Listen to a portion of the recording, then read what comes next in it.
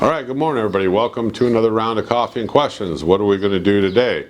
Well, I had a request of somebody who said, hey, if I just bought horseshoes from you, how hard is it to make the hangers?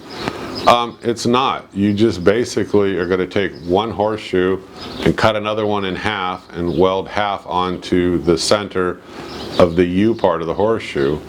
And they said, well, you know, what about drilling the holes? What about chamfering it? You know, what about cleaning it up? And I said, okay, I'll do a short video. It's a lot easier than answering, you know, a whole bunch of questions on this. Give me a second to get set up. We'll do a quick project on making coat hangers. Now, I call it a coat hanger.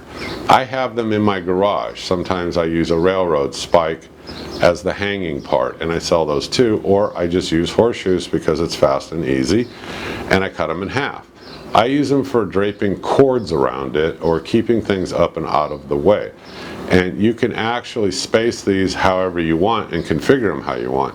You can also take what we're going to make today and put it on a piece of flat pine wood that you get out at Home Depot and put a little stain on it. You could, you know, spray some varnish or lacquer over it, and then you can screw these onto that, you know, that big wood, you know, plaque, and then, you know, zap it into your wall somewhere if, you know, if you don't want to space these by, you know, hanging each individual one on studs in your garage. I mean, you can actually use that pine board for a backing. When you're all done, position it where you want, hang the entire board, and then you have all of the hooks spaced exactly the way you want it. Okay, let's get after the project. I'm going to pan down. You're not going to see me, but I'm going to show you now, I mean, exactly how to do this, how quick and easy it is, and it's actually kind of fun. And I sell these. I told you I sell horseshoes, I sell railroad spikes, I give a discount to the people that are my subs, or I throw in extras. They're not hard to do. Yes, you can make money with them. I sell them in quantities. I'm not going to just sell just one. It's not profitable that way because I ship USPS and all of that. Let's get on with the project. If you got specific questions, you can drop them below. But let me show you how easy this is. You can make them. I usually sell them in groups of 5 or more, and we'll talk about that in a minute. Let's pan down. Let's get started. Okay, folks, we're back. So I took one of these horseshoes right here, and I used a wire wheel. You can use it on your drill, a bench grinder, whatever you want. And I cleaned it up. Not real great, but I cleaned it up enough for this project. Then I'm going to come in real close now, and I'm going to show you. I drilled 2 holes, and I used a countersink bit. And I'll try to remember to put it in the description below. I think it was on Amazon. It's $5. I've used the heck out of that thing. It's great to have. It's bimetal, I mean, and you can use it on wood, I mean, use it on plastic, whatever, but let me show you. Alright, here's the holes. There's a little chamfer right there. There's the little chamfer right there. Anyway, so, cleaned up, ready to go. Took me just seconds. I put it on the table here, and now I have the other one I cut in half. I cleaned it up. Nothing special. Now I'm going to bring it back real close to the edge of my welding table, and I can put it on there like straight up and down like this right in the middle. That makes this area in here pretty tight. I mean, as far as hanging cords and looping things. I like to make mine wider, so I come back here on the horseshoe where this bevels down is where I'm going to weld it. So I bring it back and I go, okay, well, we'll use some of these trusty Harbor Freight magnets. I mean, they're cheap enough if you buy them out there.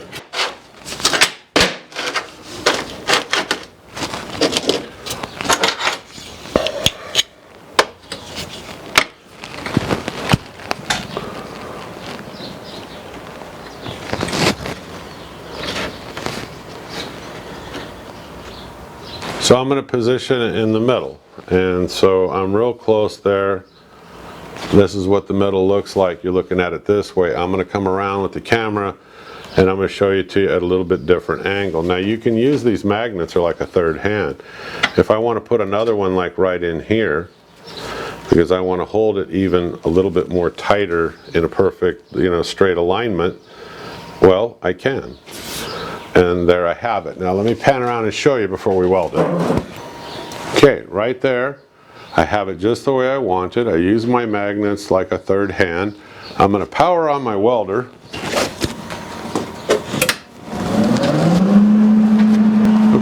remember, if I can clamp my grounding clamp to my work, that's ideal. But I don't want to disrupt this, so I'm going to bring it over. There we go. And I put my grounding clamp on. I'm ready to weld. I've got the metal all cleaned up.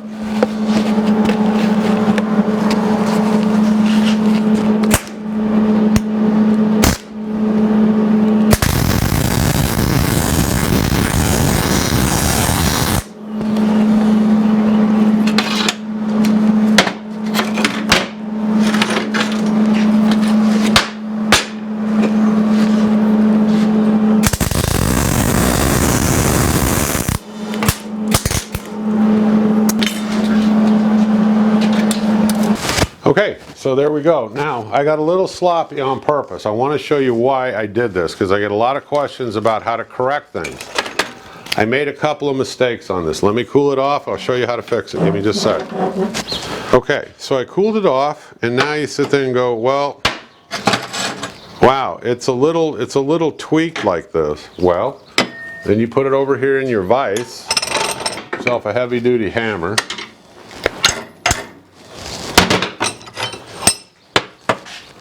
There you go. Straighten that sucker right out. Well, there's the vise. Okay.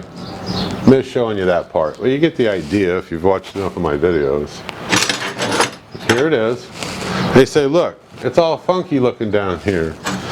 You know, oh my God, I screwed it up. You know, no, you didn't. I have people write me. There's a simple solution, okay, and I know you may not use it all the time. So let me pan back and set this up and I'll show you. You're going to use a 4.5 inch angle grinder. I'm going to use 40 or 60 grit wheel.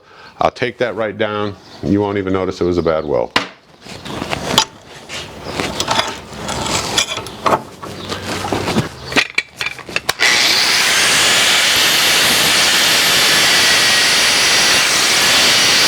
It's going to be hot, so don't touch it, but that's all there is to this. Now, you take it off, and just take a look at this thing face on, okay? And there's your coat rack hanger right there, and it's kind of shipped and ready to go.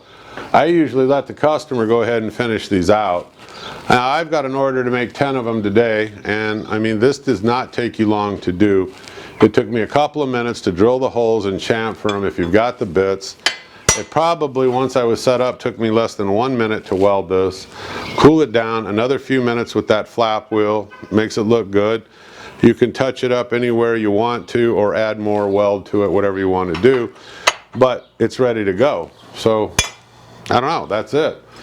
So, let's go to questions and answers. I'll be right with you. Okay, so that was about how fast and how easy it is to make these horseshoe hangers. I mean, you know, once you have them. So if you look at it as less than $1 a piece for the horseshoes, you know, you got what, less than $1.50 in this or whatever, and a little bit of MIG weld, and you'll get to where you're very fast at making these. I sell quite a few of these. I keep photos on my phone, like I keep telling you videos. I show them to people at work. People go, hey, look, that'd be really cool for my garage. And they finish out the rest of it, whether they want to mount it on a piece of pine wood or whether they want to mount it like on a cupboard in their garage or whatever they want to do. I do them with the railroad spikes, but I charge a little bit more because I have to heat them up, bend them, and so forth. But for this video, this little tutorial, it's fast, it's easy to do. Now, questions and answers. Question. Can you use flux cord and do this? Yes, you can use 110, you can use flux cord. Yes, you can do it with those things. You can use an oxyacetylene, you can use an arc welder, TIG, whatever you want to do. I MIG'd it, okay? So, yes, you can. The chamfer bit I'll leave down below in the description. You can buy them at any hardware store, Lowe's, Home Depot, any of those places. You could probably get it at Harbor Freight. It's nice because when they screw this in, the head of that screw will countersink like into it and make it look more flush. It just makes it look better. How did I clean it up? I used a wire wheel on my bench grinder. Sometimes if I really want to get into these grooves and really clean it out, I'll have a little drill and it has a little wire brush in there, and no, I don't buy them at Harbor Freight. They're junk. I buy good wire wheels. They will fly off of you like I keep telling you in the videos and stick to you like darts on a dartboard. Don't use them. Get good quality ones, but that's You can clean this up. It's real easy to do. It takes minutes. Makes them look shiny, new, and clean. Now, you can paint these for people, or I just let them do the finish work themselves. You can spray clear coat on here. We use gloss most of the time. People seem to like the shiny look. It also protects these from, like say you're going to hang your coat, you want to get all this crap on there, whatever's left on the steel, so it puts a protective coating on there. So that's another way, I mean, to look at it and answer your question. Do I coat these? No, not necessarily. If I do, sometimes I use spray textured paint, and I still go over them with Rust-Oleum 3x Ultra Clear. How did I clean up the back from the drilling? I used a Harbor Freight file. I know people think they're junk. They're real handy because they're cheap, and I don't care if I abuse them. I've still had the same pair for months and months and months, so I keep using them, and they keep taking down all the little burrs and stuff for me in 2 swipes or whatever. You can do it a number of ways. That's how I do it. Next question.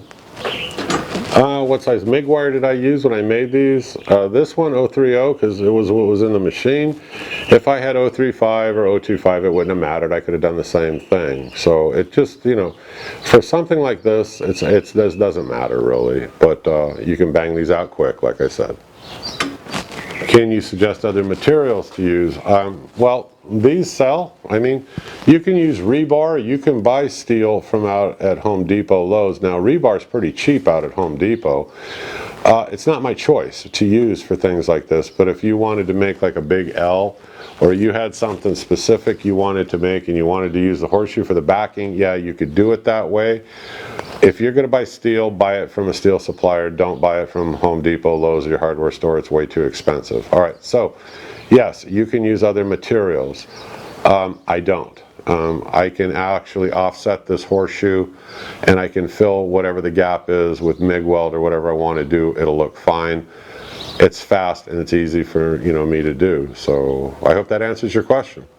Okay folks, I'm going to let you go. This was meant to be a short tutorial, not a long one. I'll keep doing these if you like them, but I need you to drop me a comment, or I need you to click subscribe so that I know I'm putting up content that you like watching and I'm answering your questions. If I didn't cover something, ask me in the comment. I respond to almost everybody that drops me a question that I can think of. I think I've responded to them all actually. So I'm the Home Handyman. Click subscribe, drop a comment. See you on the next tutorial. And I don't know what we'll do yet, but we'll do something interesting. If I get those pistons in from Jay Young, we'll do those, because we're going to make Jay a couple of really nice ones and ship them back to him. Thumbs up to him for wanting to send them to me, or if anybody else has a line on some old used pistons, let me know. Thank you. You folks have a great day. Bye-bye.